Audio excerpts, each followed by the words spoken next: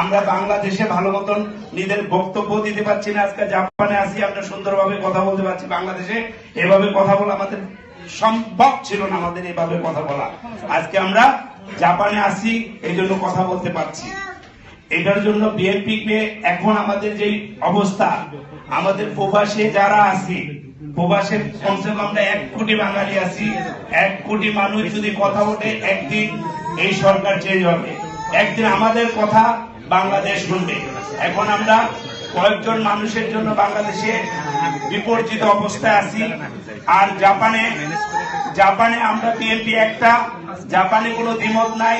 যদিও এখানে 2টা ইফতার পার্টির আয়োজন হয়েছে, এইটা ভুল বুঝাবুঝির ভিতরে হয়েছে। বিএনপি একটা, জাপান বিএনপি একটাই থাকবে ইনশাল্লাহ। সব বিএনপি বাইরে এক হবে ইনশাল্লাহ। এই বলে আমার বক্তব্য শেষ করছি।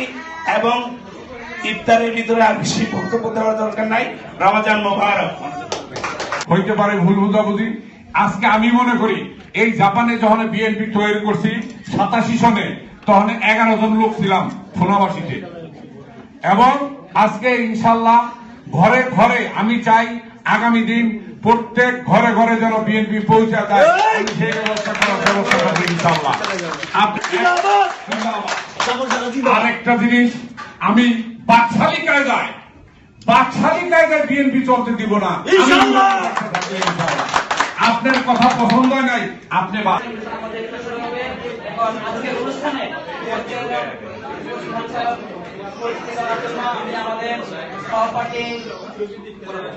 সহপাঠী মাসুদানা থেকে অনুরোধ জানাচ্ছি আজকের মঞ্চের উপস্থিতি আমাদের মহান নেতা শ্রী শহীদ জিয়াউর রহমানের মৃত্যুবার্ষিকী জন্য দোয়া কামনা করব। আমরা ঈশ্বর প্রধান দিলেন আসেন।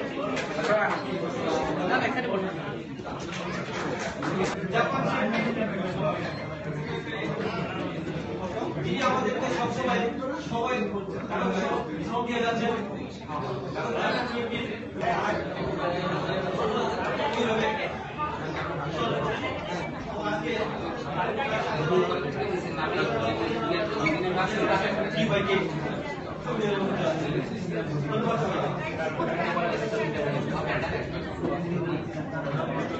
আপনারা একটু বসেন, ইফতারের জন্য অন্য জায়গায় আমাদের ব্যবস্থা আছে। অল্প দিয়ে আমরা আলোচনা পেয়েছি। সে আমাদের প্রধান অ্যাডভাইজার আলহাজ ইসলাম নান্নু ভাইকে মঞ্চে আসন গ্রহণ করার জন্য বিনীত অনুরোধ করা যাচ্ছে।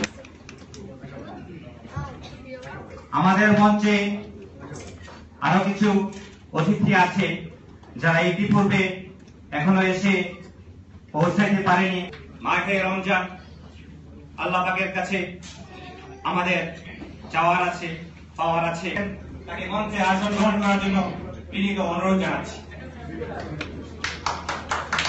আয়োজনে উপস্থিত জাপান বিএনপির নেতৃবৃন্দ, আজ বক্তব্য দেওয়ার সময় খুব সংকীর্ণ। 3.5 বছর দেশে ছিল, জাপানে ছিল না। তো আমরা যারা আছি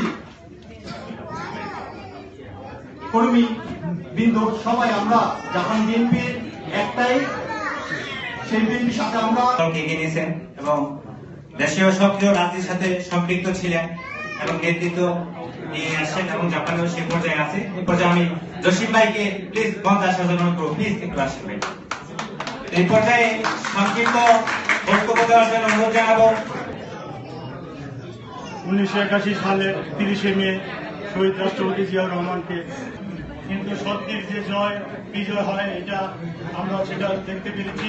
আমি শুধু একটা বিষয়ে দৃষ্টি আকর্ষণ করবো, যেহেতু সময় কম, একটা বিষয়ে বলে শেষ করবো।